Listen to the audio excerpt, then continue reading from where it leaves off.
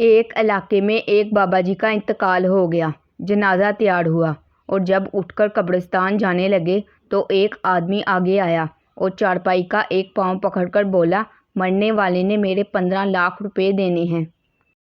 پہلے مجھے پیسے دے دو، پھر اس کو دفن کرنے دوں گا۔ اب تمام لوگ کھڑے تماشا دیکھ رہے تھے۔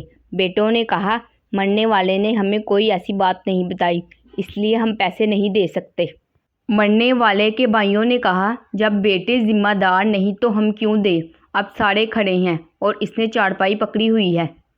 جب بات گھر کی عورتوں تک جا پہنچی، مرنے والے کی اکلوتی بیٹی نے جب یہ بات سنی تو فوراً اپنا سارا زیور اتارا اور اپنی ساری نقد رقم جمع کر کے اس آدمی کے لیے بھجوا دی اور کہا، اللہ کے لیے یہ رقم اور زیور بیچ کر اس کی رقم رکھو اور میرے ابو کا جنازہ نہ روکو، میں مرنے سے پہلے سارا قرض ادا کر دوں گی۔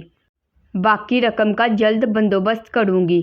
اب وہ شخص کھڑا ہوا اور سارے مجمع کو مخاطب کر کے بولا، اصل بات یہ ہے، میں نے مرنے والے سے 15 لاکھ لینے نہیں بلکہ اس کے 15 لاکھ دینے ہیں اور اس کے کسی وارث کو میں جانتا نہ تھا۔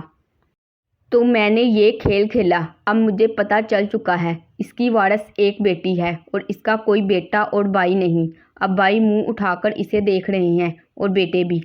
جن کی بیٹیاں ہیں بہت خوش نصیب ہیں، لہٰذا بیٹی کی پیدائش پر خوش ہونا چاہیے۔ بیٹیوں کی شریعت میں بہت فضیلت بیان کی گئی ہے۔